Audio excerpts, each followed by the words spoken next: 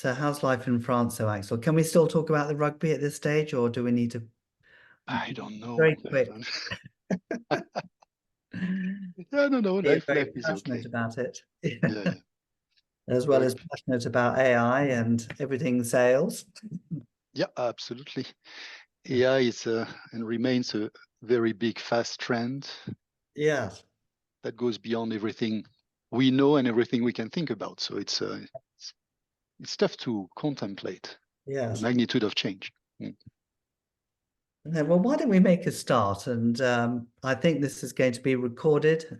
George, I'm just checking it'll be recorded. So I Yes, think we that's right. should It's recording. as those who are with us have kindly participated on the hour. So I think we should make a start. So I wonder if I could just say a few words just to get us going.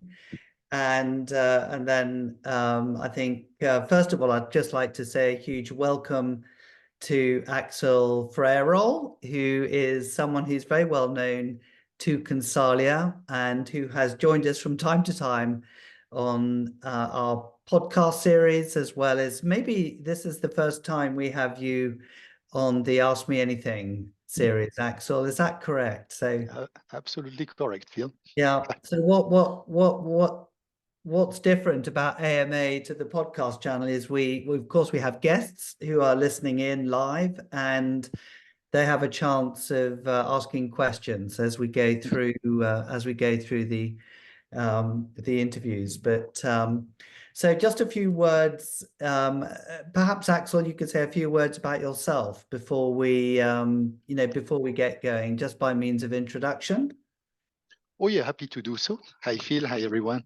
So Axel Ferreyrolles, I'm part of SAP in the global learning team. I spent the last 18 years at SAP investigating sales from a process standpoint, of course, a sales standpoint, from a learning and enablement standpoint, and over the last 4 years from an innovation and transformation standpoint. Through that role, I started looking into AI. How can we use AI to help our sales be more efficient? And what can we contemplate as being the future of sales with AI? But again, as mentioned a bit earlier on, that is ongoing as we speak, right? So it's a wild field of exploration. So I will try to give you my best answers as of today's knowledge, knowing that the future is full of potential.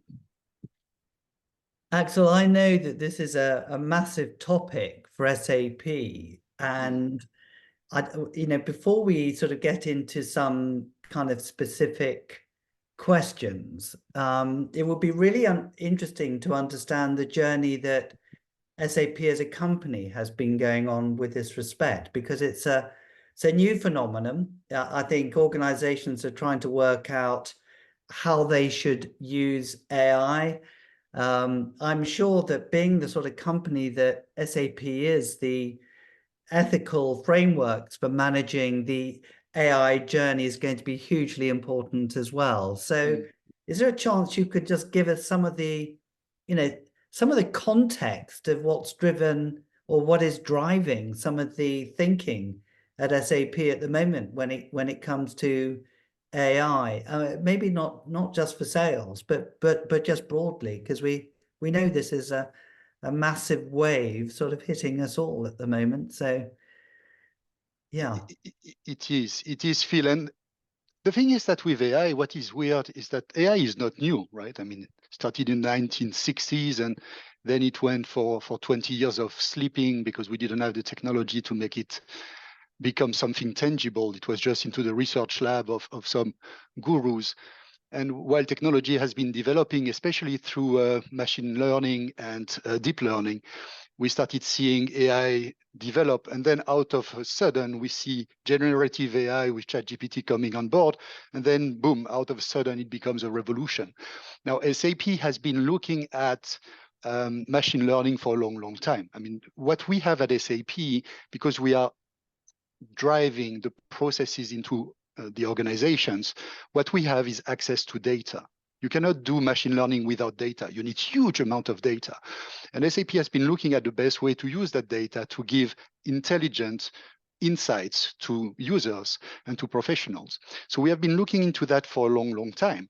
But now we have the technology which enable us to make a huge difference into what we call embedded AI, meaning that the AI bring insights in your day-to-day activities and has a context, professional context associated with it. It's now out of context. It has real insight within the area of sales in that case, because that's what matters to us. And we are looking into this now much more precisely by area of professional interest. And that's what we can do thanks to the latest technology. But again, we have been looking into that for past years, talking about machine learning, not about AI in that respect, or generative AI. And what we see also coming now is ethics. We have an ethics group at SAP. I've been working with them recently as we were trying to train 5,000 salespeople using AI. And we realized that, yes, ethics is a very, very big topic, something I would like to address, because it went much beyond what I was expecting, to be honest. Yeah, it just sounds such a massive thing. And you used the phrase earlier on, Axel, the sort of revolution suddenly. We suddenly found ourselves to be in this sort of, since ChatGPT was launched, this sort of revolution. But what is it? When you say that AI has been around for a long time, what is it that's happened specifically to make it a revolution? Why a revolution now if it's been around for some time? I guess if you were someone coming from engineering and from computer science, you wouldn't be surprised by AI. You would have followed through a very technology-centric trend, and you would say that's not new. For me, being more of a business person, for you, Phil, and for I believe people here on the panel listening, I guess we are more from a business perspective. And again, it was hidden from us because it was a very technology-centric trend. Now, with generative AI, out of a sudden, we are able to use it using natural language, right? It's a language model. And out of a sudden, you have the full power computing system of that massive intelligence, having access to huge amount of data and to internet directly now, and that you can just question or ask directly using natural language. This has made that technology usable for you, and that starts opening up, quite unlimited improvement and innovation from a business perspective, because you can simply type what you want. And for us at SAP, having access to data, analytics is the first thing we look at. So you're in sales, you type a question saying, okay, show me the latest results in my geography for this type of products, enter, and here we go. You don't have to go through a dashboard. You don't have to go through a multiple Excel. You just type it in, and the engine in the back end just do what it has, and it comes back with the results for you. And it even comes with predictive recommendation for you to look at the dimensions and the report from a different perspective, just by typing, give me and show me those data. And this is massive, let's say, freedom and unlock of the potential of data, if you have the right data, obviously. So you're suggesting that what this enables you to do is not rely so much on the standard management dashboards for analyzing sales information, or do you see a kind of role for that still existing, topped up by the kind of intelligence that you've got or questions that you want to ask of your data, which then would be fueled by the generative AI process? Put it that way, the machine learning aspect of AI is experts in pattern recognition. So its job is to find patterns for you, okay? So if you're in sales and you're engaging on a sales motion and something happens and you can track the activities, you put the activity in CRM through activity-based management. Out of a sudden, your AI start tracking patterns of the behavior of the customer, and out of a sudden can send you a warning saying, well, it's based on the latest time in between response from the customer, based on the information given, the way it has been written, we can tell you that you have 92% chance of that deal to be stopped. Because through benchmarking of data across the world on those type of deals, benchmarking the various regions and the various industries, the system will actually identify a pattern and tell you and send you an alarm saying, be careful, the way the customer reacts might mean that they are ready to drop off, right? So you might then think about a way to recover the situation or investigate the information. And that's what machine learning is so good at doing, recognizing patterns within complex data and unstructured data. And so when you started to go about the way that you are looking at using AI inside the organization, where do you start? I mean, did you start at sort of what might be of use to managers or salespeople or geographies or regions? You know, for a company that's got as many salespeople as SAP does, where do you start the process? So the first thing at the moment, SAP has launched Joule. And Joule, we can call that an AI copilot. Okay, so copilot is a tactical name used in the IT industry, and lots of our partners and competitors use the same terminology. The idea here, which I think is the first level of complexity, is to get an assistant to whom you can talk using natural language in order to have access to data. Okay, so as said, again, the first thing for a manager will be to contemplate and ask questions around, the forecasting, the pipeline, the current situation of the business. So all that is something you can now have access to through SAP, in SAP, through Joule as an easy assistant and interface. That's level one. Okay. Now, level two, beyond that, will be to start embedding AI in any core processes in sales. And that takes time. We work on that, but of course, it's under development and the roadmap starts and continues. SAP has announced billions of investments in AI. And of course, we will start embedding this AI in any sub-processes of our sales motion. Okay. So for us as sales, demand generation is one. Forecasting and predictive analytics is one. Opportunity scoring and opportunity analysis is something important. You can even go into some negotiation aspects, which is important. There are lots and lots of area which for us is important. From an account perspective, understanding the dynamics, what's happening within an account, from sentiment analysis to account scanning, latest news, all that being consolidated and given to you into a very digestible data set is also something we are contemplating. So the usage is massive. Of course, behind that, you need to code the AI and you need to feed the AI with data. Because without data, without feeding, you don't get context. And with that context, you don't get reliable data out. So there is lots to be done before you come to the perfect analysis from the AI. And okay, so this is really interesting. So the SAP, you've got massive amount of data which potentially could be fed into an AI generative engine, if you like, that can enable salespeople and sales managers to get access to data in a very different way, which is really exciting. From where you're sitting at the moment, Axel, where do you see the big benefits to be had, and where do you see some of the risks to be had as well from the initiative that you're currently looking at? At the moment, I need to talk about dreams versus reality, right? When I went through this enablement, the idea of the enablement was, okay, the business came to us saying, listen, we have so many solutions. We want our salespeople to be able to articulate the right pitch in front of the customer for those solutions.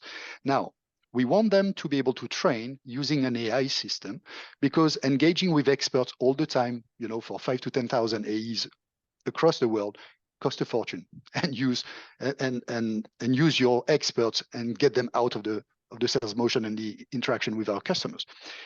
So we said, let's try to do it with AI. When we started doing this, we started looking at what is the reality of AI today. There are things you can do, and there are things you cannot do at the moment. The first thing that I learned, which is important, is an AI through machine learning needs to be fed with thousands of data, and you need to tell the system whether that data is good or if that data is bad. Was that a good move or a bad move during the sales engagement, right? If you don't tell that to the AI, cannot just know that that was good or bad. So you need to start educating, feeding the AI with intelligent information, okay? Which means that you cannot just come and say, okay, I want to have those data out of the blue available. I mean, on statistics, yes, because you have data learning looking at statistic patterns, right? But when it comes to qualitative information on what is a good sales engagement or not a good sales engagement, you need to tell them what is good and what is bad. That was the first learning for me. I thought that the AI was highly intelligent very quickly. Well, yes and no. The no is that they need really lots and lots of data to understand what is good, what is not good, so that they can start fine-tuning the response towards you to tell you in a predictive way whether that is a good signal or a bad signal. And we need to be aware of that. So when you think about a salesperson, looking into the future, what I see coming is that at some point, imagine that you have an assistant. This is an AI assistant. You can even imagine even having an avatar now coming. The technology here. So you have an avatar, you talk to the AI, so you can talk, right? So it's coming. Yeah, ChatGPT has that. So technology of talking now is there. So imagine in a year from now, you get your sales assistant or solution assistant, yeah, with all the data on the solution you want to sell, and you're the salesperson, and you start talking to your AI. And at the end or during a sales cycle, you start telling the AI what was good and what was not good. So for this type of deal, which is a RISE deal for us at SAP on strategic engagement, that's what we've done. This was good, this was not good, this we could have done differently. You start feeding the AI as a post-mortem after the deal, telling them what was good, what was not. And all salespeople start feeding the AI with information.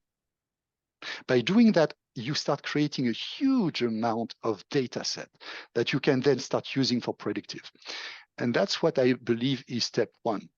You need to create that sales assistant, and that sales assistant will ask you questions. And in a conversational manner, within a year, let's say 12 to 18 months, you should be able to tell him what's good, what's not. And at a global level, gets all the data collected. That's for me step. Amazing. So that's requiring the sales force then to to feed information, into the data set. And is that something specific, like after each conversation I have with a client or after each deal that was won or lost? Are there very specific moments where you want to capture this kind of information that's fed into the AI database? I'm a big fan of post-mortem usually after deals, but that's something where we're going to have to change also the mindset of our salespeople, because what I'm telling you here is projection of what will be. We are not at that level, okay? But what I think is that the value of a salesperson at the moment, to a certain extent, is the information he keeps or she keeps on the account, right? So salesperson have not always been the most transparent people. When you talk about AI, transparency becomes key. You need to share data. You need to inform the system with insight. And only then can the AI become extremely powerful. So we will have to become transparent, sharing salespeople if we want the AI to become extremely smart and to help us. Do you think that's possible? No, I believe so. I mean, we need to adapt to the AI, right? First, the AI will help you on automating simple tasks, right? That's what you see today. Today, what can we do? You can create automated emails, and you can, for instance, from a demand gen perspective, have a suite of emails pre-generated, adapted by your roles to, if you talk to a CFO, is different from a CIO and so on and so forth. That can be fine-tuned. We are getting there, right? Within 6 to 8 months, that will be okay. The problem will be to create a specific context for your organization. The problem currently with AI is that data are owned by the generative AI technology. So you need to create a legal framework where your data set remains your own data. So SAP is currently creating that legal framework for their customers and for us, where the data remains our data. That's important. The second one is when you have that, you don't want your data to leak into the public domain. So it needs to be extremely secured environment so that the data remains private, highly private. Otherwise, you lose the trust, and you cannot lose the trust in that business. So the second one is security. Once you have a legal framework where you own the data and a very secured environment, then the AI kicks in. That's where then the AI has its what we call context. All this information from SAP or customers of SAP gets into that and starts creating a huge intelligent set of data where the AI can start drawing correlations. And then at the moment, we can already, through generative AI, create emails. But the problem is not to create an email. You want to create an email that is contextualized for exactly what you want to do. If you're in UK and you're into retail and you talk to a CFO, you want to have an email that is generated for a retail person in a CFO role in the UK, which is not what is going in France, not what is on the west coast of the US. So the contextualization becomes important. And that's where we make the difference between intelligent value AI versus data creation, where you say, okay, I create an email. That's a function, right? But if it's not contextualized, the value for the customer and for the salesperson is extremely limited. Yeah, okay, you have an email, fine, but it doesn't give you context and you cannot really use it. So if you create and auto-generate an email, but then you need to spend as much time to modify your email because you need to make it now more retail UK CFO based, what's the point? Yeah, you will have to redo the email anyway. So that's not value. Yeah. So we're having a very interesting conversation, Axel, and I know we've got some people on the call on the webinar, and I just want to take this small moment to ask those of you listening in to Axel. Really, I'm simply a prompt for Axel to ask any questions you might have. I mean, it's such a big topic, this, and it would be interesting to know, you know, sort of any concerns you've got, any bits of advice you might be looking for from Axel's perspective. I mean, he is working with one of the companies with one of the largest sales organizations in the world. So I think that, you know, the fact they're in the data area means that they're probably right at the heart of an enormous amount of innovation going on. So please feel free to in chat, or we may invite you to unmute yourselves if I can enlist George's help on that. Please ask questions as we go through. I don't want you just to think it's between myself and Axel. So please feel free to do so. So probably chat's not a bad place to start. So the chat function should be seen on your Zoom screen. So any questions you feel you'd like to ask, please put them in chat, and then we'll see if we can proceed on them. Axel, I know that we've had a number of master's students, or we had one master's student, Lenny, who is on our GST event, who is dialing in from Canada, talking about AI and ethical frameworks, and he had made that his final dissertation topic, and it prompted a huge amount of interesting thinking about the sort of governance frameworks that are needed. And I think you've just highlighted as well. Well, actually, I see Paul Davidson's asking a question about legal frameworks. You mentioned legal. How do you see the legislative landscape impacting the use of AI in the context you've been discussing? That's a really, really good question from Paul. Axel, how is SAP doing it? Because I know that, you know, you are an incredibly ethical company. I know this must be looked at by your lawyers in depth. So how are you being influenced from a legal perspective about what you can and cannot do? I guess, okay, I can only provide a partial answer to that because I'm not part of that group. But what I can say is that first we have created the ethics group. The ethics group is composed of experts from a technology and from a legal perspective, and from a diversity perspective, because there are lots of biases in AI based on the way the AI has been coded. Okay, and you need to make sure that those biases do not pervert the results that you get. So we have that group, and what is very important is that we are inviting to that group external consultants who have huge expertise, and we have people in Germany who are coming from a more regulatory background around AI and from a legislative perspective, who start consulting us on that. And for each project that we do, we need to go through the ethics validation, right? So the project I had to train sales using AI on the sales pitch, right? We had to go through 3 interviews with the ethics group where we exposed how the program was designed, what we wanted to do, and they started asking us questions on everything.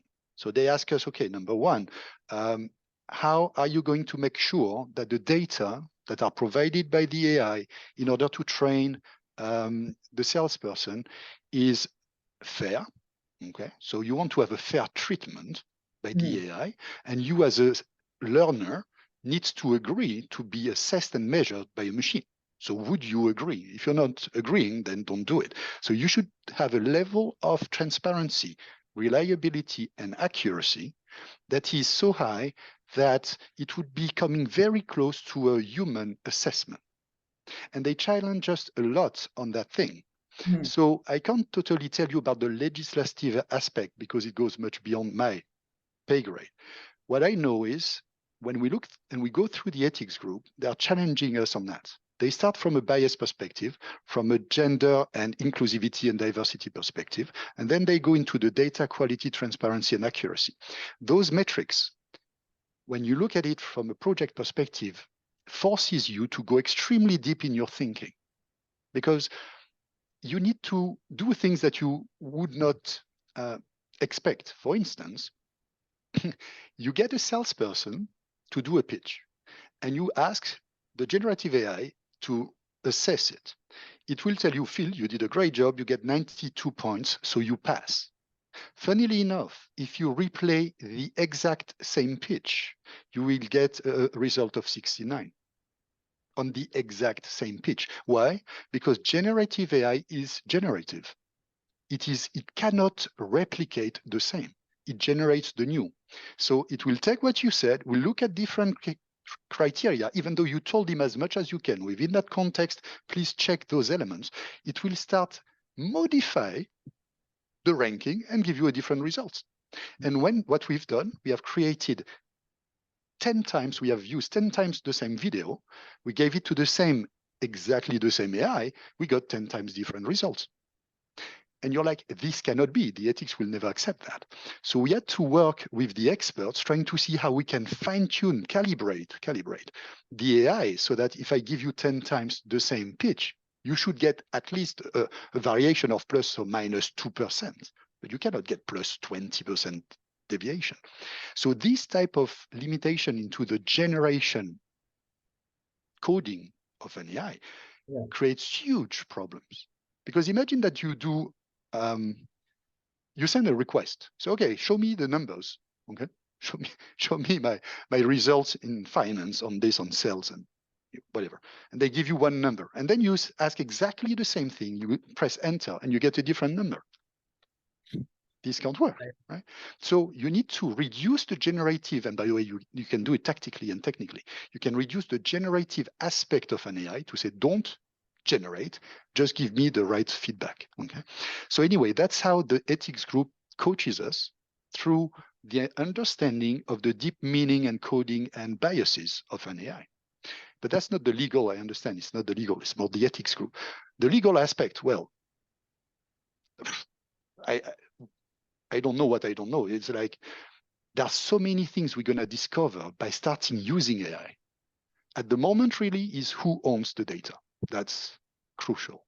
If every time you go through a generative AI module, the data ownership becomes the property of that generative AI system, then you lose your data. This cannot be, right? So that's really the big topic at the moment. It's how do you keep the property of your data? Yes, it's very interesting that Paul, in respect to your question, Lenny Montero, and you could follow him on one of our GST podcasts. I think, George, you might be able to dig the one out that might be relevant to this and maybe put it in chat. I had looked at the governance that was being looked at across different geographies, and things like attitudes to face recognition in China is very different to how it might be in Europe or in America. So you're seeing these sort of regional differences on what they feel to be important in terms of governance. I think it's only the Europe now that has actually started to put together the legal frameworks for AI. And I haven't studied that document yet. I don't know if anyone on this call has done that, but if you have, then it would be interesting just to share it with us. But I mean, clearly I mean, all the topics you've spoken about, you know, the bias of the way in which we can look at data, the importance to take into account diversity, the ability to be able to train an AI engine to give you correct answers. I mean, it's just to know that that's possible is really interesting. Yeah, so yeah, Paul, thank you for your question. We've got another question that was posed by one of ours here, Axel, which is from George. Will our AI bring sales and marketing closer together, do you think, by streamlining account-based marketing kind of activities? I mean, there's always been this like, you know, as silo, you know, marketing thinking they've hit all their KPIs on sales qualified lead or market qualified leads and sales, saying no, that's the quality is not so good. But are you sensing that this is going to drive a lot more collaboration between different departments, or you've not had chance to see that so far? So have I seen a real impact now as of today between, you know, the departments? No, because we talk about different function. The fact that the data will converge, that's no doubt. We are converging data, and we will be able to do sentiment analysis and account, you know, white space analysis, all that combined into a clever analytics through the system. But that will be done by the AI, right? It will be available for the marketing, will be available for sales. And clearly we're going to have, and we will be able to look at it from multiple perspectives. Now, will that change from an organizational perspective, the way we operate as marketing and sales? I don't think so. That's an organizational decision to be done by the corporation. But I think what is more interesting is the definition of marketing versus sales. At the moment, what we see at SAP is the big shift between the on-prem and the cloud world, and the pre-sales and the post-sales, and what sales actually means, right? Because the new cloud dynamics changes everything, where adoption and consumption become so important. And for us, therefore, there is a shift in terms of the center of gravity of who owns what in the account, and how do we bring most value to our customers, and how can we simplify to actually deliver value and realize the value, because value realization becomes key. And we see that there are a new definition of what sales means within that new cloud environment. So for SAP at the moment, the question is more to make sure that we are delivering the right value to the customer by redefining the roles and redefining the way we engage with customers, rather than looking difference between sales and marketing, and looking at how the AI can help doing that. Because we need to start bringing more value. Value for the customer is key. Value realization is the ultimate goal. And that's what we want to ensure. So a technology that doesn't bring value, doesn't help improving the customer value realization, has no value to us. And that's what we try to do, is to make it an embedded AI so that it will support all the sales activities down to the post-sales, of course. And we will try to make value improve at each point of interaction with the customer. And that's what we are trying to reflect on at the moment. Yeah. Interesting. I'm going to sort of reach out to a number of people who've joined us on the webinar, whose names I recognize. And there's a name that has joined us that goes back a number of years. Howard Cosby. Hello, Howard. How are you? I don't know if you can unmute yourself or whether George can unmute you, but I hope you don't mind me focusing on you, Howard. First of all, to say hello. How are you? I'm very well, thanks, Phil. Can you hear me? Yes, I can. You're coming through really well. Howard, Excellent. I had to single you out, first of all, to say hello. It's been a long time. Indeed. Secondly, clearly you joined this because the topic is of interest to you. And I just wondered whether there was any particular aspect of AI that you were interested in perhaps learning more about. I think really my main question to Alex is probably around where he thinks we are on the curve, and by that I suppose I mean SAP, where we are on the curve in terms of the progress towards reliable AI analytics across the revenue and customer cycle compared to where people are on the purchasing procurement cycle? Are we quite a long way behind in terms of the activities on the revenues side? Actually, that's a really interesting question, because Howard, are you still involved on the procurement side of? Yeah, and also on the revenue side as well, Phil. I mean, it's actually something in the order of about 50-50 now. Okay, so that's really interesting. So yeah, Axel, Howard has been a real expert in the whole procurement process and the way that you analyze data in order to look at sort of procurement contractual agreements and all sorts of interesting stuff. But Howard is also, I know, on the sales side, because he's been the global account managers and directors for such companies focusing in that area. I'm sure, Howard, your life has moved on since then a bit, but yes, do you get any sense that procurement might be ahead of the curve? What sort of questions would they be asking of, well, I suppose there's a lot of analytics around, the supply side. Yeah, because Howard, honestly, I don't have answers on this one, because it's very specific, and I don't think that's something that we have started looking at least from that perspective. At the moment, the way we look at it is we are trying to identify the best use cases for the customer engagement, together with our customers, by the way, the customer engagement, the customer experience, and we try to see where does it make sense to embed AI, because we can develop AI use cases. But as I said, first you need to go through the ethics, you need to validate it. There is a cost associated with that, right? There is an effort. Yes. So you're not doing it unless this is something that the customer wants. Now, we are not at least I haven't seen yet a use case surfacing, getting procurement into the game. I know we can do, at least from a sales perspective, right? From another industry perspective where procurement has specific elements, probably yes, but that's in the huge roadmap of SAP somewhere in one of the industry hidden that I haven't seen, because I looked for the preparation more from a sales perspective. And I guess we are looking at it more from a customer interactivity and pattern recognition and, opportunity scoring.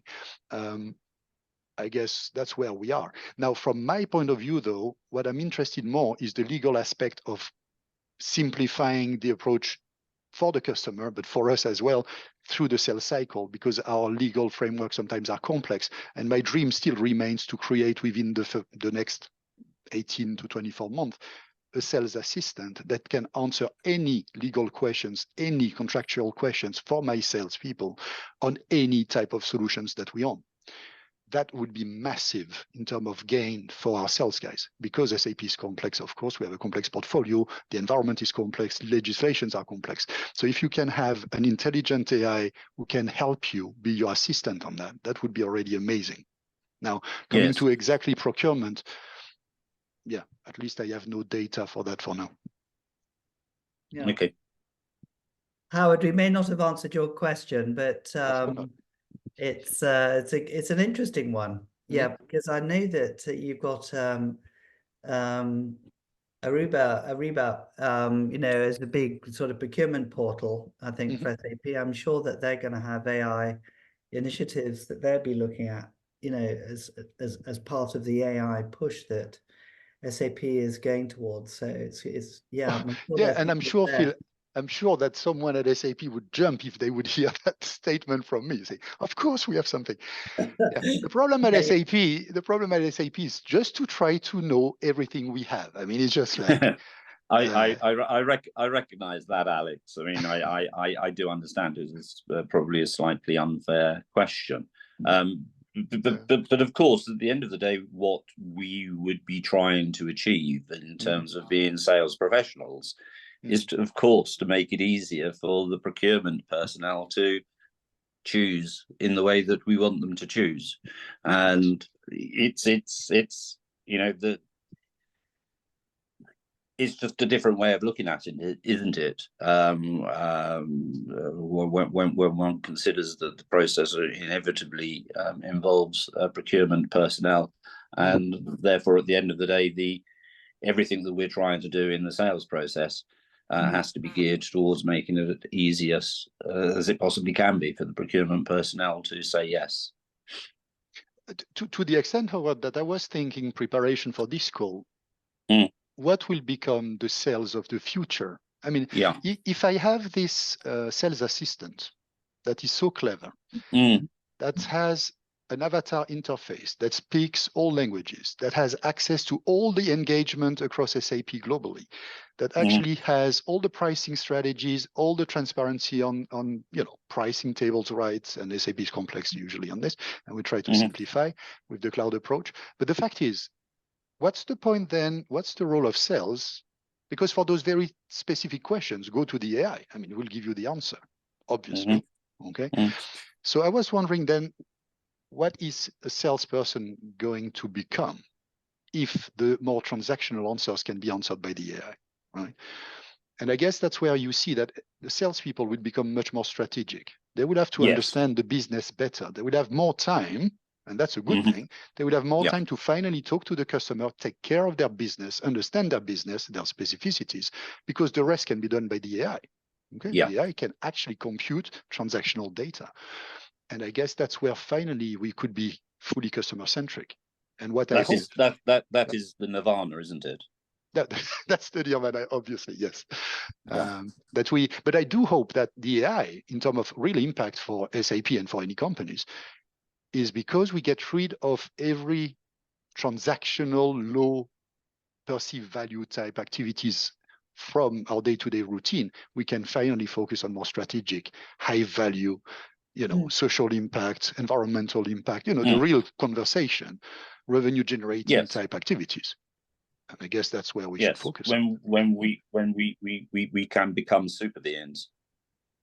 Yes. Okay, Howard, thank you very much for your line of questioning. That's brilliant. I think if you don't mind, I'll direct maybe some questions to some of the others on the call as well. I know that we did have Kathy on the call, but I think she's just... Phil, there's a question in the Q&A section. Oh, I didn't Alexandra. see that.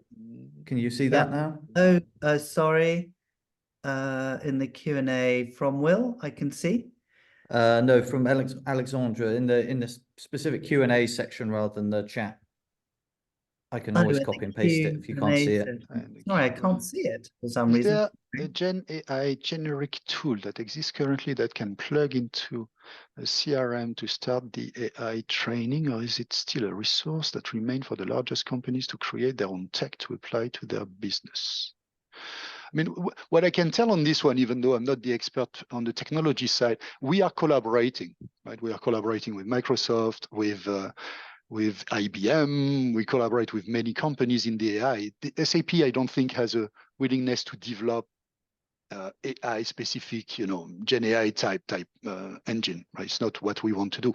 We are collaborating and we put our intelligence on how to embed that into the process, right? So the data and the business process is where we have our knowledge, and we put the AI to serve that. So we're going to use the best technology to do so. So on this one, that's what we do. So in terms of plugin, no. I mean, there might be plugins which I'm not aware of. And from what I see, AI requires lots of fine tuning, right? So any plugin we have requires lots of fine tuning anyway. But if you want to know more about that, by the way, we have on learning.sap.com a specific course on AI. The first 4 modules, if I'm not mistaken, are generic in nature. The 5th one talks about Joule, which is our AI assistant. But we start, training, which is also an important point for our salespeople to be more literate about AI, but also for everyone at SAP and in our community to know more about the AI. So we are building now AI curriculum as well, so that everyone can learn. Maybe we could post the links to the training in the show notes, Axel, if it's available in the public domain. Is that possible? It should be. I will find it for sure. Yeah. You can. I think that would be absolutely fantastic. There's a question here from Will that I think we should look at. Yeah, quite interesting. I think I know where this question may be coming from. AI behind changes in markets and consumer behavior. Say the sales pitch example you use, what was good in 2019 may well not be now post-pandemic. Different buyers and behaviors I would imagine depends on how recent the data is that you feed the machine. Oh yes. Oh yes. Yet done that exercise, it takes 1 week to feed the AI. Once you have scoped the AI with basic information, that can take a bit of time, the delta of what you want to change from what we have assessed takes 1 week to actually come up with new data set.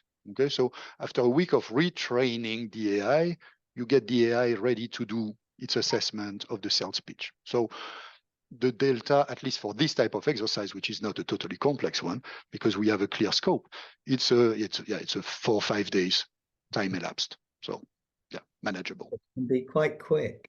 Yeah. I think so much of this is going to be down to the governance structure. And one of the things that Lenny talked about in his GST event was the importance of being able to go to the source code that's actually used within the generative engine. And he feels that there's a danger with all the different AI technologies that are now emerging, that many of them do not have a source code. So it builds upon its own intelligence systems, if you like, the way it does its algorithms to form new points of view. And he talked about this concept of drift. You actually drift because of the way the AI algorithms are working. You sort of drift away from the original kind of intention of what the AI source was designed to do. And he believes that unless you are working with vendors in the AI space who knows where the source code is, then the advice is don't use those AI engines. Sounds like what SAP is doing. It does know where the source code is. You've got the data, you're ring fencing it, and you're using that to develop your generative AI kind of outputs, which is really interesting to hear about, Axel. So on this one, it would be very interesting to invite Lenny first and some of our developers on AI to have a more technology centric and governance-centric response to those questions. What I know is that through the ethics group, to avoid that type of problem, we are forced to use a concept, use a human in the loop. And the human in the loop means that always, you need to have a human superseding the AI activity and assess the outcome. You can do random sampling, you do whatever you want, but you need to be able at some point to understand how the AI behave. And we need to make sure that we have the right level of transparency to tell exactly how the AI has computed what based on what criteria, and that a human should be able to use that, understand, and by the way, feedback to the AI if the AI went and drifted away. So the human in the loop is what we use at the moment as a way to avoid drifting too much. Again, in the learning space, it's not too risky. I mean, it's manageable. When you come to sensitive financial data, sales data, and so on, you don't want to drift at all. So you need to have, to go to the core of the code. But usually human in the loop is a way to start, supervising this, right? But I know we had, again, at our GST event, Axel, we had a colleague of yours, Paul Devlin, talking again on the topic of AI, and he was saying, but humans have bias as well. So exactly. Who defines what's right and wrong? So that's a very philosophical kind of question we could go down, but it's really interesting, this idea of how do you take bias out of a an action or a forecast or whatever it is you're using AI to achieve. Really interesting. Do you think that AI is going to make sales forecasting more predictive now? And do you think that this is going to impact the role of sales managers in any way? That they won't have those ghastly QBR conversations where they're talking about what results are we going to get, because the AI will tell you this is what we're going to get. I mean, what do you think? You know, I was thinking of Ofer Zilberman and the presentation he made for us on analytics, right? And the accuracy that he could generate through his own model. I do hope that we can have the Ofer Zilberman in the machine through AI for sure, right? Because it's that's what I would expect. And when I talk to my colleagues from Business Objects that we acquired as a company at SAP a long time ago, I mean, those guys are doing that, or were doing that. For them, it's the basic of AI, right? So if we are not able to do predictive with AI, with machine learning, then, you know, stop it, because that's exactly what it has been designed to do. The problem is now we talk about the native language of the generative AI that makes it sexy, but the core of machine learning has always been there. So yes, can we do more predictive? For sure, that's what will happen. Now, the level of insight, that's what I'm interested to see. How flexible, how deep can we go just through natural language with that AI to surface new insights? Because again, the AI, when you ask top experts on AI, the AI is not intelligent. AI uses data from the past. It doesn't create the new. It surfaces trends, but from old patterns, right? Okay. So if you want to create the new, use a human, because it's creative and intuitive, right? Otherwise, don't do it. But the point is, and some are very critical about the AI. Don't expect too much from an AI. AI looks at past data. That's very much to Will's point earlier on, isn't it? About looking at history and things change. Okay, so sorry, Axel. Yeah, carry on. No, that's the point. But for me, yes, in terms of forecasting, through pattern recognition, through trends, in the same way Ofer is doing it manually through his experience in operations, the AI should be measuring this in the same way. But again, you need to feed the AI with data. So, okay, we thought that this forecast was accurate. We actually ended here. We didn't end it there. We need to tell that to the AI. We say, guys, by the way, we were in that trajectory. We ended here. That's a data point. Then the AI collects those data points, becomes clever, starts seeing this, and then creates a model around it. So who is going to feed those data to the AI? That's the question. That's very good. Well, I think we're getting towards the end of the allocated time, Axel. So I just want to kind of ask if there are any sort of last minute questions that any of you have got that you would like to pose of Axel. Very grateful, Axel, for your sharing your current, you know, what projects you have. I don't envy the task. It sounds absolutely massive. I don't know if Andrea or Alexandra or David, Donald, you must have a question, surely, working on velocity of deals and so on. Put them into chat if you've what do you mean? Donald, you mentioned PO. Which PO are you referring to? When you perfect pitch to the AI, how long did it take to get a PO? You mean a purchase order request, or which PO are you talking about? We need to allow maybe Donald to talk unless... Yeah. George, can we do that? Where's George? Can you hear me now? Yes, we can. Yeah, so nice to have you with us, Donald. Hi, Donald. Yeah, sorry, I was being very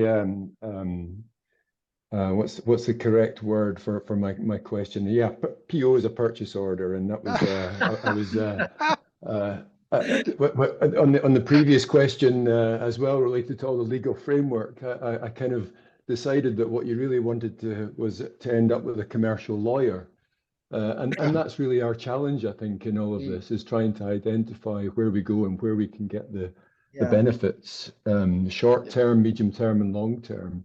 And definitely you can see the challenges, but I think what we've got to always be trying is how can we just take it a little bit step forward and learn as we go. Yes. And it's been great to hear your input, Axel. Yeah, Donald, what about your organization? Are you kind of aware of any particular initiatives that the organization is doing around this topic? I've just come off a seminar where, or a webinar internally, where we've been using the Microsoft Copilot, which is available to everybody in the company. And what's interesting is that 6 months ago, we didn't have this technology, and now we're seeing, well, okay, if I ask a question, how can I use it? What's the benefit of me?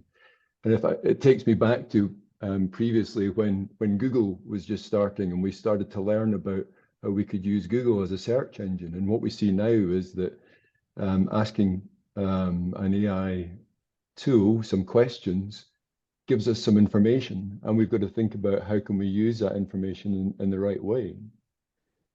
And definitely we're starting to see those things in there, and I'm sure there's many companies are starting to use it in the same way. As just where does it take you? Does it take you to that avatar that you described, or does it just help you become that little bit more efficient in your everyday tasks, removing some of the challenges that you have, and helping you along the way, giving you some time to think? So I think there's lots of ways that it can be done, and it's still not clear what the right things are that we should be doing, and maybe that's where we should be thinking about it as well. So you've definitely given us some food for thought this morning, Alex. So thank you. And Donald, just one point which made me smile is the languages. I didn't expect that, but everything is in English, so Phil will be happy. But for me as a French, when you go and you ask the AI to work in a French language, the accuracy drops dramatically. So when what we try to do from an enablement perspective is to train everyone across the world, right? So we need to do it in Korean, Japanese, in Chinese, and so on and so forth. It becomes extremely complex to get an accurate data out of that when you go through this translation. So I'm sure it will improve. But again, just that thing restricts your ability to be inclusive, right? So that's also a small element, but it's a major language for us is a key issue. Okay, well, I think on that note, Axel, I think we have to first of all say a huge thank you, for sharing in such an open manner sort of some of the things you're working on. Sort of but I love the idea of how you are approaching AI to take out some of the mundane task-related things, pricing information, contracting, and everything else. I could see that would have a massive impact on the time that salespeople will have, like you said, to focus on more strategic issues. So yeah, that was just a little insight that you gave for me, which I found really interesting as well, because I know it's a bane of salespeople's lives. Often it's the admin that goes with the job and the difficulty to leverage internal resources in a timely manner to bring presentations together. But I can see it's going to have a massive impact. So on that note, Axel, I'm going to say goodbye. Thank you so much for joining us. It's been a fantastic session. Hope you've all enjoyed it on the webinar, and yeah, we'll see you again in a month's time, where we tend to schedule these once a month. So Axel, it's been a pleasure as always. Thank you, Phil. Yeah, same here. Yeah, cheerio. Thank you, everyone. Bye-bye. Thank you, everyone. Bye-bye.